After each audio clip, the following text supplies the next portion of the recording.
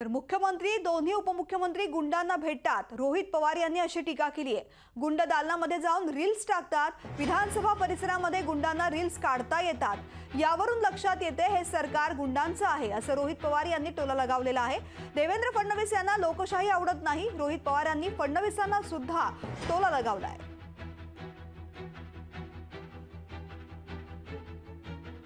जसं जसं इलेक्शन जवळ येईल या गुंडांना सांगण्यात येईल।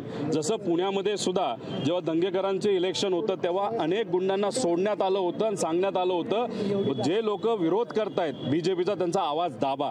या लोकसभेला आणि विधानसभेला अशा अनेक गुंडांना बाहेर काढलं जाईल। लोकशाही दाबण्यासाठी भाजप त्यांचा वापर करतं। अनेक वेळा दिसल्याने आता तर सरळ मुख्यमंत्री असतील उपमुख्यमंत्री असतील त्यांना जाऊन गुंड भेटतात, रील टाकतात, फोटोग्राफी करतात। मंत्रालयात गरीबाला अलाउड नाही, शेतकऱ्याला अलाउड नाही, पण गुंडांना तिथं मुख्यमंत्र्यांच्या दालनात जाऊन भेटणं अलाउड आहे। याच्यावरूनच हे सरकार गुंडांचं असं आमचं मत आहे। भाजपचे कार्यकर्ते आंदोलन करणं ते सुद्धा लोकशाहीच्या विरोधात हे अपेक्षित होतं।